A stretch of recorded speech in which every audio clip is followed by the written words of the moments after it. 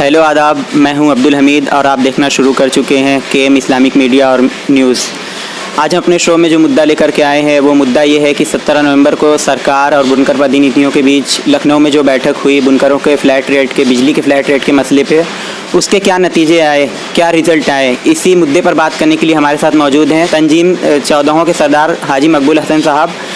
चलिए हम इनसे बात करते हैं और जानते हैं। मेरा सबसे पहला सवाल आपसे ये है कि 17 नवंबर को जो बैठक हुई उसमें आप भी शामिल हुए। हाँ, 17 नवंबर की जो बैठक हुई वहाँ मुख्यमंत्री जी ने बुलाया था, उसमें हमारे और पूरे उत्तर प्रदेश के बुनकर प्रतिनिधियों ने शामिल हुए थे और बात जो हुई है बड़ा मुकम्मल बात हुई है वहाँ पर। और हम लोग अल्लाह से कोई उम्मीद भी किए थे कि अल्लाह ताला हम लोगों को इधर की बात को सुन लें, चूँकि हुकूमत से बड़ा मुश्किल से मनवाना था, लेकिन अल्लाह ताला का लाख लाख शुक्र है कि मुख्यमंत्री की जो नुमाइंदे थे रमन जी, उन्होंने कहा कि भाई हम लोगों ने सारा रेट की स्टडी किया गया है, लेकिन हम फ्लैट रेट ही से देंगे, लेकिन इसमें कुछ हो सकता है बढ़ जाए, लेकिन अभी मतलब कुछ अपना प्रस्ताव दे दीजिए। और जिस भी बुनकर नुमाइंदों से उन्होंने बात किया तो उन्होंने कहा कि भाई कुछ बात नहीं, हर आदमी जो आया अपना प्रस्ताव दे क्या हुआ है।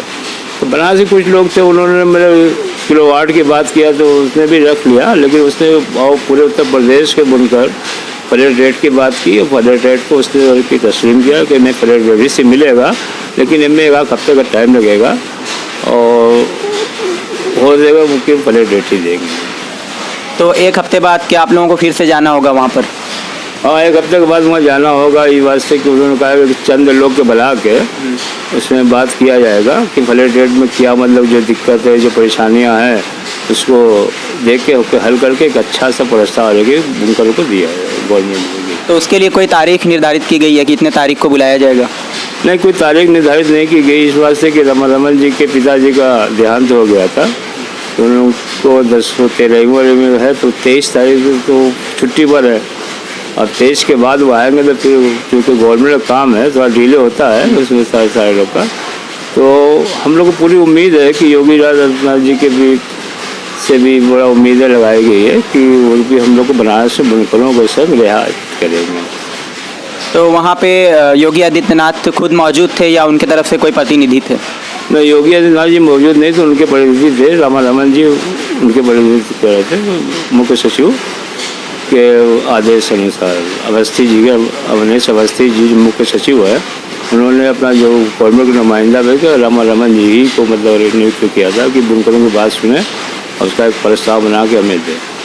तो फ्लैट रेट पे सहमति बन चुकी है या उसमें भी अभी कुछ गुंजाइश है?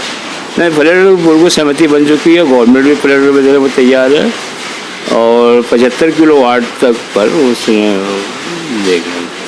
तो क्या सरकार की तरफ से पूरी सकारात्मकता दिखाई गई या उसमें कुछ मतलब सरकार नहीं चाहती थी आपसे?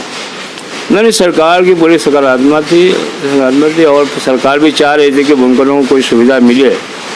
और जो इस तरह से बात हुई रमन जी ने जो बात किया, बड़े अच्छे मूड में बात किया, बड़े अच्छे अंदाज में बात किया। उन्होंने भी बुनकरों की परेशानियों को देखा, उन्होंने कहा कि बुनकरों की जो परेशानियों को हम लोग देख रहे हैं जो है उसको हम लोग फ्लैट रेट देंगे ताकि दूसरे स्टेट से भी हम मुकाबला हमारे बनारस उत्तर प्रदेश के बुनकर कर सके कपड़े में। तो क्या सर ऐसा भी था कि लोगों ने मतलब फ्लैट रेट के अलावा कुछ जैसे किलोवाट की मांग की हो, जैसे हमें इतने किलोवाट दे दीजिए फ्लैट रेट के अलावा? हाँ, कुछ लोग थे जो किलोवाट की बात किए, लेकिन रमन जी ने ये बात कहा कि देखिए कि हमने खाली सिर्फ बनारस ही के लोग किलोवाट की बात की और किसी उत्तर प्रदेश के नुमाइंदों ने नहीं बात किया था। और उन्होंने कहा कि भाई देखिए उत्तर प्रदेश का मामला सिर्फ बनारस का मामला नहीं है, इसमें जब भी हम बात की कोई पॉलिसी गवर्नमेंट की बनती है तो प्रदेश के हिसाब से बनेगी, कि ज़िलेवार से नहीं बनती है। तो पूरे प्रदेश के जो बुनकर का जो होगा उसको देखा जाएगा, जो मुनासिब होगा उसको देखा जाएगा। तो सर आपको पूरी उम्मीद है कि इस बार सरकार अपने वादे से नहीं मुकरेगी, सरकार अपने वादे पर खरी उतरेगी? नहीं, उम्मीद तो पूरी है इस बात से कि जो 3 तारीख को जो मीटिंग हुई थी उसी तरीके से हुई थी, ओरल बात हुई थी कि ऐसे कर दिया जाएगा। तो गवर्नमेंट ने जब डेढ़ महीना हम लोग को दौड़ते उड़ते थक गया तो हमने हड़ताल किया। जब हड़ताल किया तो उसमें जियो आया हमारा, उसी हिसाब से जो 3 तारीख को हुआ था लेकिन उसमें एक तारीख 4 दिसंबर जो एक रेजोल्यूशन पास हुआ था, जियो आया था कि 4 दिसंबर से 1 जनवरी से यूनिट रेट पर लिया है, तो उसको ख़त्म करके 31 जुलाई तक फ्लैट रेट लिया। तो 1 अगस्त से मतलब उन्होंने कहा कि हम यूनिट रेट से लेंगे, तो हमारी लड़ाई उसी में चल रही थी। मतलब लेकिन गवर्नमेंट ने, ये सबसे बड़ी बात है कि रमन जी ने, तब मैं उनका शुक्रिया अदा करता हूँ, उन्होंने 1 अगस्त को जो यूनिट का उसको कैंसिल किया है, अभी उसको जमा नहीं करना है। हम इसका जो प्रस्ताव है गवर्नमेंट दे, उस हिसाब से प्रस्ताव करते हैं। हमें पूरी उम्मीद है कि गवर्नमेंट हम लोगों के संग अच्छा बर्ताव करे, और जो बातें हुई हैं और दिल को सुकून मिला है, तमाम बंकरों को सुकून मिला है, वो फ्लैट रेट ही पर देंगे, उन्होंने ये वादा किया है। सर, सरकार की मीटिंग से पहले आप लोगों की पूर्व मुख्यमंत्री अखिलेश यादव जी से बात हुई, तो उसमें क्या बात हुई आपसे उनसे? हमारी अखिलेश यादव जी से बात हुई थी, तो उत्तर प्रदेश तमाम बुनकर थे वहाँ पर। उन्होंने से हम लोग ये कह रहे थे कि भाई आपके इधर में आपके पिताजी ने ये बुनकरों को ये सौगात दिया था, पेड़ उन्हीं का लगाया हुआ है, तो लोग हिला रहे हैं उसको, तो ऐसा उनको पेड़ को मजबूत आप ही कीजिए, चूँकि अपोजिशन नेता आप है, आप कहेंगे तो आपकी बात चलेगी।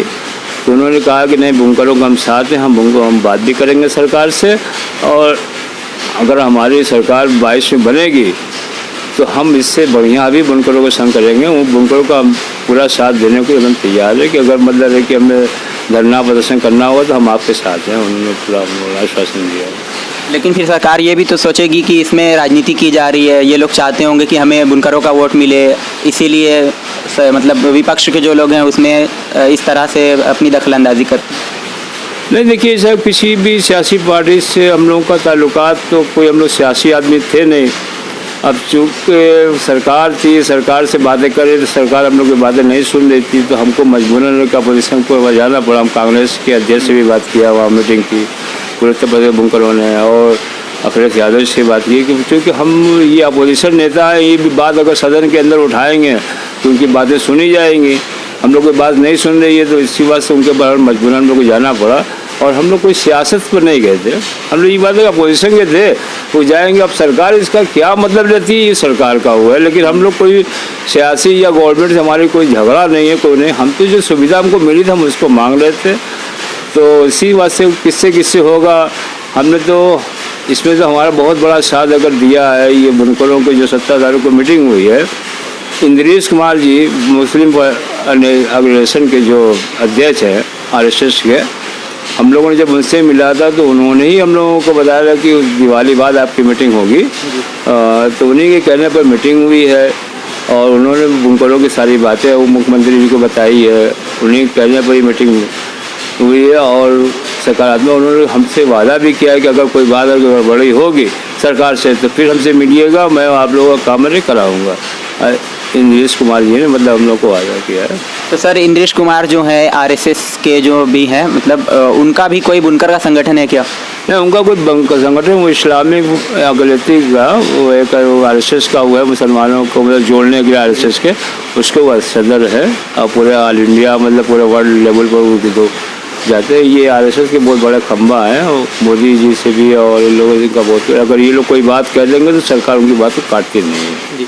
तो सर, मुख्य विपक्षी पार्टी जो यूपी में है, उत्तर प्रदेश में, वो समाजवादी पार्टी ही है, तो क्या उन्होंने बुनकरों के मसले पर सदन में आवाज़ उठाई है यूपी विधानसभा में? हाँ, उन्होंने इससे पहले जो हम लोगों ने 1 तारीख को जो हड़ताल किया गया था, तो हम लोगों ने एक लेटर भेजा गया था अखिलेश यादव जी को भी और विपक्ष के नेता को भी, कांग्रेस को भी, तो दोनों आदमी ने हमारी आवाज़ को सदन में उठाई थी, और इसका कि जवाब भी उन लोगों का आया है सदन से, सारे लोग आवाज़ उठाई। बहुत शुक्रिया सर हमसे बात करने के लिए। मैं एक बात हम और करेंगे जी, हम आपके चैनल को भी मुबारकबाद देंगे कि आप लोगों ने गलियों से निकाल कर सड़कों पर आपका चैनल ले आए, हमारी बात को सरकार तक पहुंचाए, आवाम तक पहुंचाए।